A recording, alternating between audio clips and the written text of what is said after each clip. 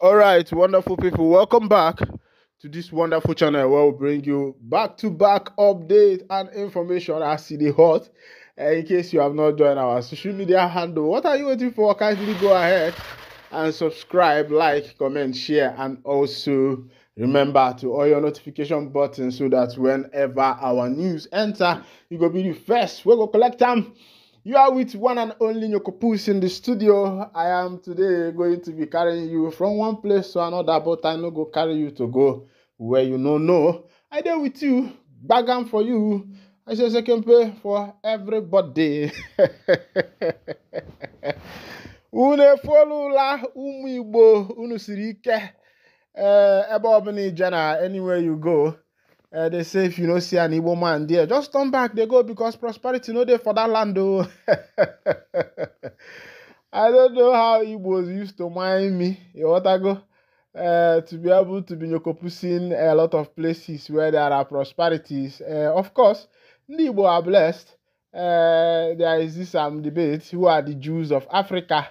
And everybody have confirmed it that the Igbo are the Jews of Africa. The debate is whether Ndi Igbo came from the Jews or the Jews came from Ndi Igbo. Because the Enugu Ukwu, the port that was dug out there some years ago by road constructors, shows that there has been existence of people there a long time ago, when archaeologists and the rest of them tested the port and found out that it has existed like hundreds of years ago, and it shows that there has been existence there. But of course, you know that there is what is called migration, and it has not been proven whether it was Ndi Igbo who were the people dwelling there or another tribe of people, because there is migration. In the olden days, when people migrate from one place to another, even though there are originators of the land, those whose the land their father gave them birth into the land, and they believe that they were the dwellers there.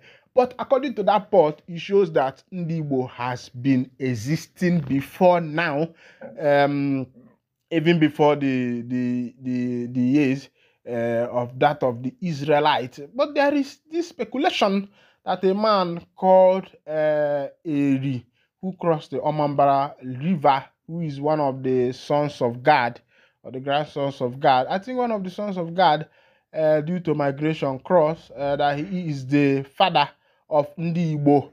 That is why you see places like Agopundre and Agule, where there is Obu Gade. And that's a trace of history. That's how we trace our history. Meanwhile, welcome back. In the shadow for Anambra State now, as IPOB don't warn against intimidation of Biafra and defend seat at home. And the indigenous people of Biafra, they want Soludo on this one, or they say, they no want to make the Biafrans become intimidated because of this sit at home. Make we go to the full detail of the information, make you see what they happen there. But of course, you know that politicians, they don't agree. If you see Soludo, that's not the man wait there for your scream. Some of you will be say no Soludo. Soludo na the governor of Anambra State, state where we say he there for the southeastern part of Nigeria. Now this man where you see for your screen, now him be the governor where they govern that state. So there was some time ago the governor of CBN, and he also upholds a doctorate degree. So he's a full-fledged man. When it comes to academic, he is well prepared. Politics, he is there also. But if there are, some people are trying to do comparison between Soludo and Nani P2B, how he led Anambra State, and even what is his name, Obiano. And people are saying that there are big lapses when you compare Soludo and P2B. That P2B was able to handle a lot of things. Another man that had good way for the Anambra was Ngige. Ngige had good way for the Anambra people, because for the few time Ngige was in office, Anambra people enjoyed good road and the rest of them. Ngige was one of the governors those days. I could remember that if they are doing road construction, you will see the governor coming at the site of the construction to see what the constructors are doing. And that gave the constructors the fear that the governor is coming to check his work. And I think that is what is called accountability. You are a governor who has signed a contract, and you should also come there to inspect the contract to make sure that the people are giving you the quality you want. And that was what Ngige represented that time. Even though the history say that he came into power through crooked way after him and P2B went to court, P2B won, and P2B was able to go back to power. But I think people like Ngige also should be given another opportunity in Anambra State. But there are some things that people will do. You will know that these people have heart interest for their community. Ngige did not only develop his own town, he developed a lot of places, both Gide, Okpo, and the rest of them. Meanwhile, let's go to this battle banter, or should I say word banter, between the indigenous people of Biafra and Governor Charles Chukwuma Soludo. Oh yeah, let's go down. The indigenous people of Biafra has called on Governor Charles Chukwuma Soludo to halt what they describe as the continuous intimidation of Biafrans in Anambra State. In a statement released by IPOB's Media and Publicity Secretary Ima Powerful titled, IPOB calls on Soludo and his cronies to be careful over continuous intimidation of Biafrans in Anambra State. The group emphasized that the ongoing Monday sit-at-home protests in the southeast are not a result of coercion, but rather a voluntary act of solidarity with their detained leader, Mazen Nnamdi Kanu. IPOB urged Governor Soludo not to underestimate the deep affection that Biafrans, both within the 13 Igbo-dominated states in Nigeria and in the diaspora, have for Kanu.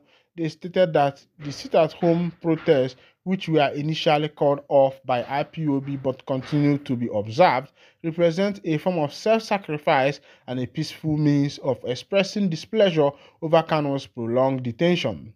The statement read, "We, the great and noble family of the indigenous people of Biafra, under the command of Mazen Nnamdi Kanu, wish to inform Governor Chukwuma Soludo not to underestimate the deep affection Biafrans in global land and beyond have for Mazen Nnamdi Kanu.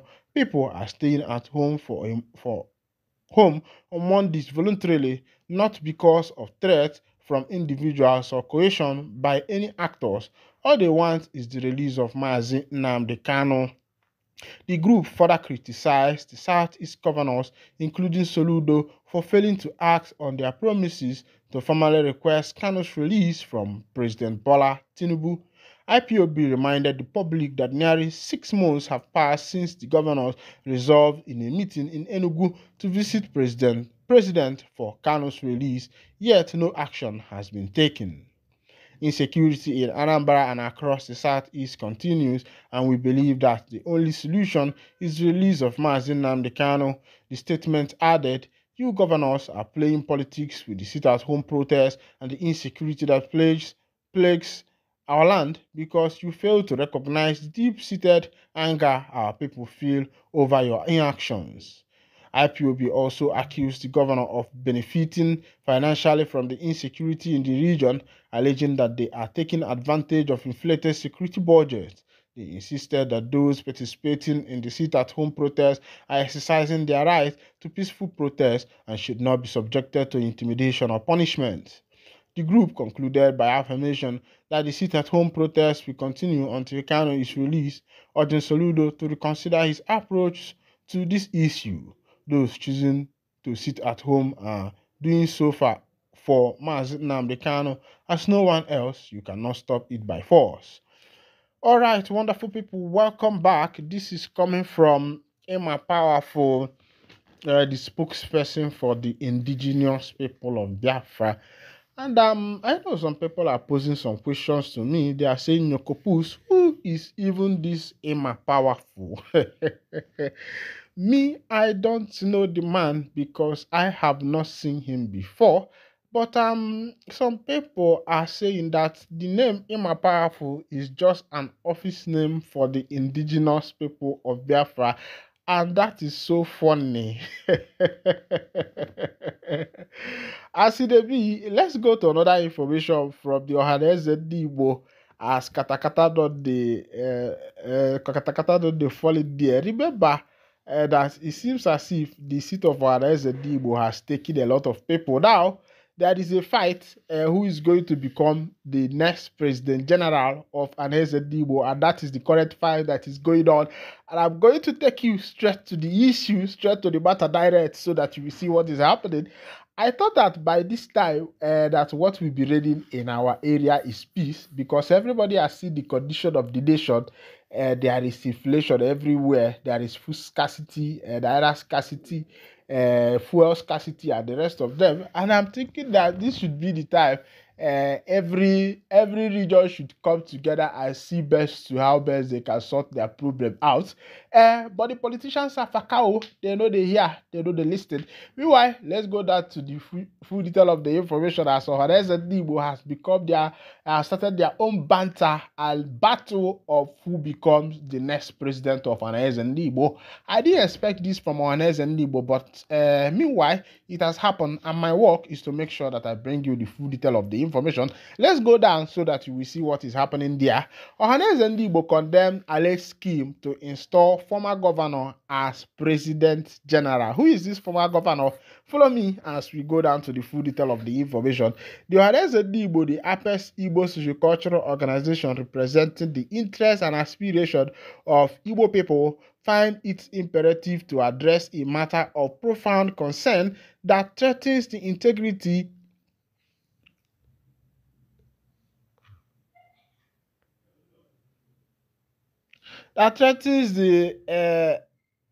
the integrity and democratic foundation of our esteemed organization.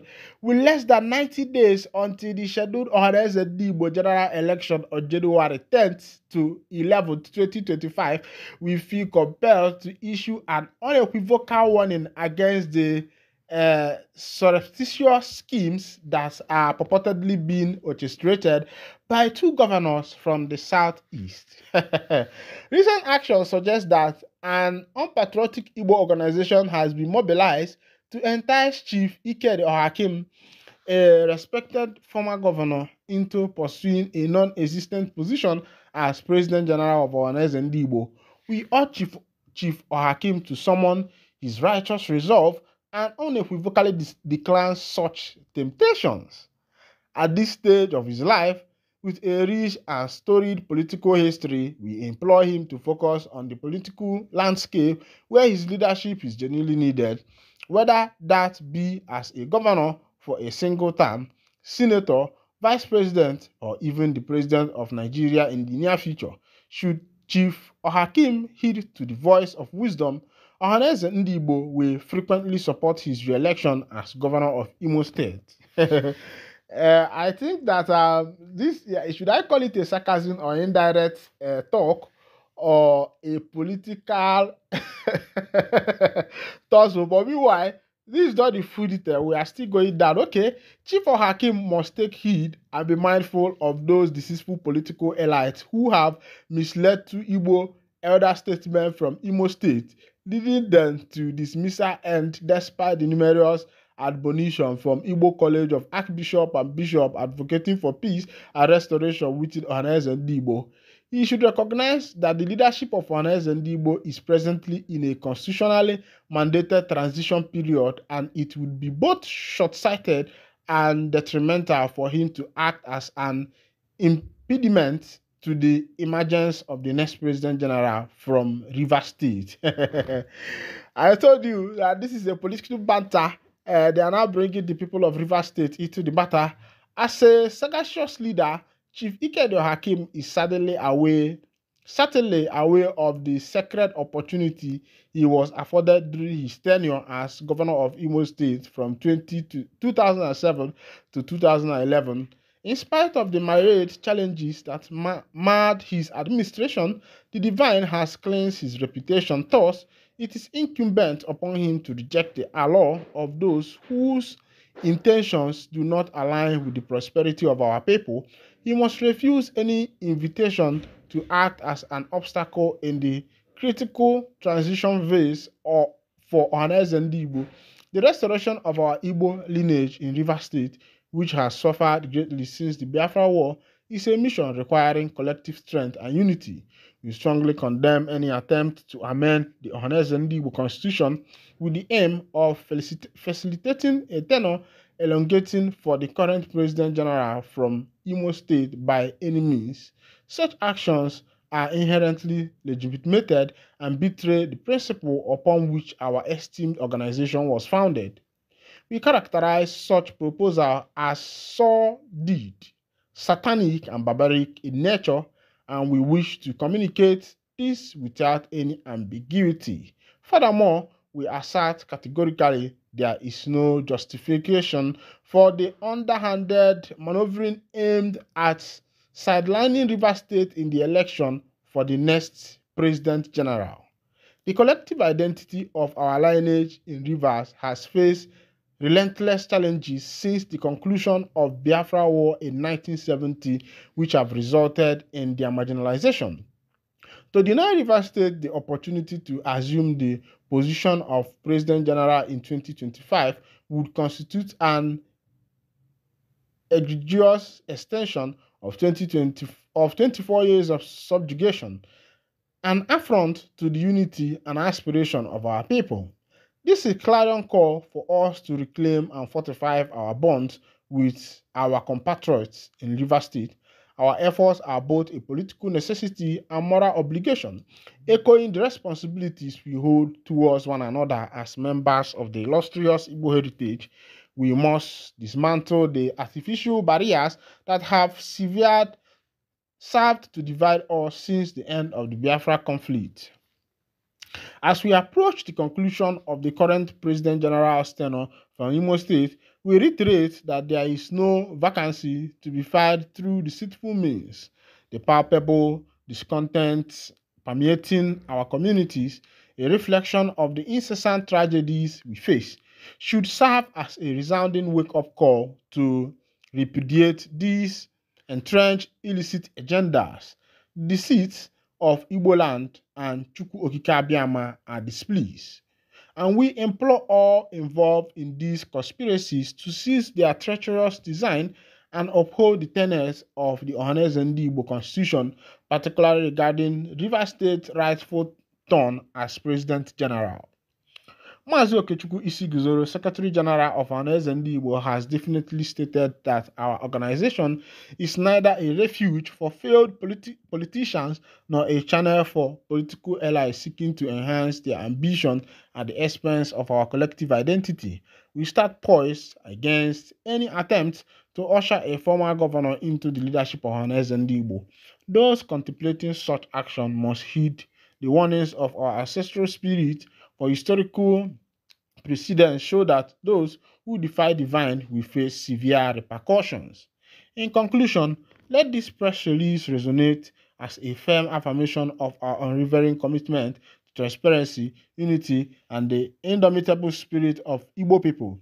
We call upon all members of Ohanezendigbo as well as our fellow citizens to remain vigilant in confronting these challenges. Together, we will ensure that our next leader emerges through a transparent process that embodies the collective will of the Igbo people, an authentic representation of our hope, value, and aspirations. Signed, Mazi Okechukwu Isiguzoro, General Secretary, Ohanezendigbo. All right. If you are with me through all those reading, you will find out that what Isiguzoro is trying to communicate to everybody is that this is the time for the Rivers State people to take position, because all those English and write-up and long story is that that this is the time of Rivers State, that there are some people who are advising Ike the Hakim, who was the former governor of Imo State from 2007 to 2011. Of course, you know then that there were a lot of propagandas that went with Mazi Ike the Hakim, who was the former governor of Imo State. From him, Mbaka singing for him that he flogged the Reverend Father and the rest of them. A lot of people developed hatred for Ike. And during that voting and election was when what is his name?